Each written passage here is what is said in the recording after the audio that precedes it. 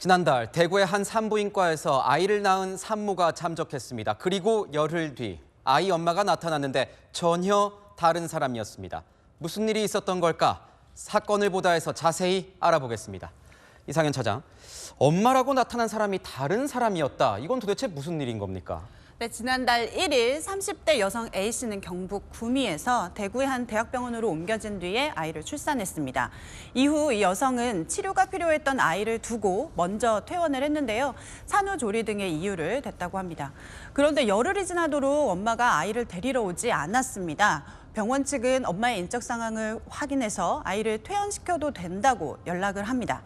하지만 아이를 찾으러 온 사람은 친엄마가 아닌 30대 여성 B씨였습니다. 그럼 병원에서는 이 사람이 다른 사람인 것으로 눈치를 챈 겁니까? 사실 아이를 찾으러 온 여성이 산모와 이름이 같았습니다. 동명이인이었던 게 아니고요. 애초부터 친엄마 A씨가 B씨의 이름과 주민번호로 진료를 받고 아이도 낳은 겁니다. 가짜 엄마 행세를 한 B씨가 자기 신분증까지 갖고 왔기 때문에 의료진도 깜빡 속아 넘어갈 수 있었던 상황이었던 거죠. 하지만 수유할 때 산모를 봤던 간호사의 눈썰미는 피할 수가 없었습니다. 외형적으로 다른 여성이 아이를 찾으러 오자 간호사는 경찰에 신고를 했습니다. 그럼 아이를 낳은 사람이 대리모였던 겁니까? 경찰이 아이를 데리러 왔던 여성의 남편, 그 남편의 유전자를 확보해서 아이의 유전자하고 대조를 해봤더니 일치하지는 않았습니다. 대리모는 아니었던 거죠. 그러면 두 사람은 원래 아는 지인 사이였던 겁니까? 두 여성은 인터넷으로 알게 된 지는 꽤 된 사이라고 진술을 한 걸로 알려졌습니다. B씨는 미혼모였던 A씨가 임신한 사실을 알고 병원비를 내줄 테니까 아이를 낳으면 자신이 데려가서 키우게 해달라고 말한 걸로 알려졌습니다. 경찰은 두 사람 사이에 실제로 돈이 오간 정황과 진술도 확보했는데요.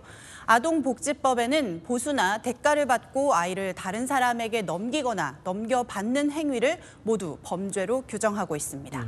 그런데 저는 좀 궁금한 게 이런 겁니다. 아이를요, 병원 밖에서 넘겨받을 수도 있었을 텐데 병원으로 이렇게 직접 찾으러 온 이유는 뭐였을지 이런 게 좀 궁금합니다.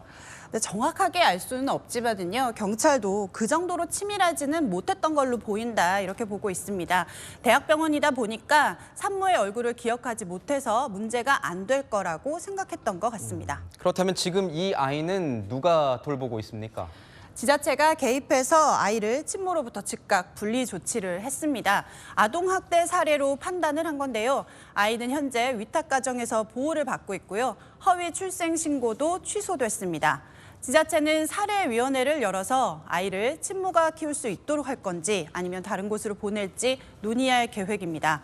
경찰은 타인 명의를 도용해서 진료를 받은 혐의, 아동 매매 혐의 등으로 두 사람을 입건하고 검찰에 사건을 넘기기로 했습니다. 네, 지금까지 사건을 보다였습니다.